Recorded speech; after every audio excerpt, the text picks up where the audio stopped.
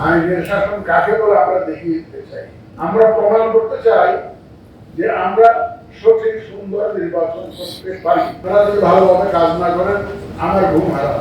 রাত্রে শুয়ে শুয়ে চিন্তা করি আগামীকাল আমার কাজ কি হবে। যখন দেখি যে আমার যারা সত্যিকার অর্থে ফ্রি ফোর্সেস, যারা এসসিসি আমার অথরিটি ততক্ষণই কাজ করবে ততক্ষণ আপনারা কাজ করবে। এই সিস্টেমটাকে ধরে রাখা, সিস্টেমটাকে চালু রাখা এবং সিস্টেমটা যাতে ডেলিভার করতে পারে সেই ব্যবস্থা করা, এইটার দায় সম্পূর্ণ দায়িত্ব আপনার। You are all responsible. আপনাদেরকে আমার বুঝিয়ে বলার দরকার নেই।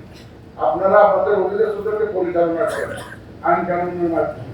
আমি আশা করব আমরা সবাই মিলে ইনশাআল্লাহ যে দায়িত্ব, গুরু দায়িত্ব আমাদের কাঁধে এসে পড়েছে, এই দায়িত্ব ডেলিভার করার, ডিসচার্জ করার যে দায়িত্ব আমাদের উপরে এসে পড়েছে, আমরা ইনশাআল্লাহ সবাই মিলে এটা পরিপালন করব।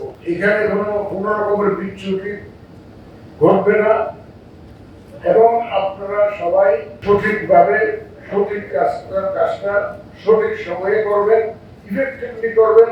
আইনের শাসন কাকে বলে আমরা দেখিয়ে দিতে চাই।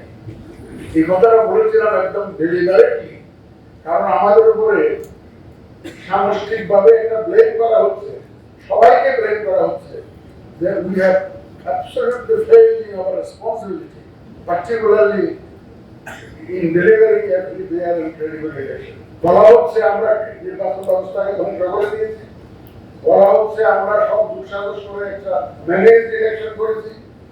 এই অপবাদ থেকে এই অপবাদ আমরা বোঝাতে চাই। আমরা প্রমাণ করতে চাই যে আমরা সঠিক সুন্দর নির্বাচন করতে পারি। এটা একমাত্র আইনের শাসনের মাধ্যমেই সম্ভব, রুল অফ ল এর মাধ্যমেই সম্ভব। আপনারা যেটা মাঠ পর্যায়ে যারা আছেন তারা আইনের শাসনটা নিশ্চিত করবেন। এটাই হচ্ছে আমার এইটাই তো বড় নয়। আইনের শাসন মানে আইন উইল বি ব্লাইন্ড, ল আপনার সবার জন্য সমানভাবে আপনারা প্রয়োগ করবেন। সারা বাংলাদেশের প্রশাসন যেভাবে যেটা যাদের উপর দাঁড়িয়ে আছে, সারা বাংলাদেশ এখানে উপস্থিত আছে। আপনারা বুক ফুলিয়ে যখন আমাকে সাহস দেবেন, আমি সাহসী হব। Your commitment will embolden me. আপনার প্রতিটা কাজ আমাকে সাহসী করে তুলবে।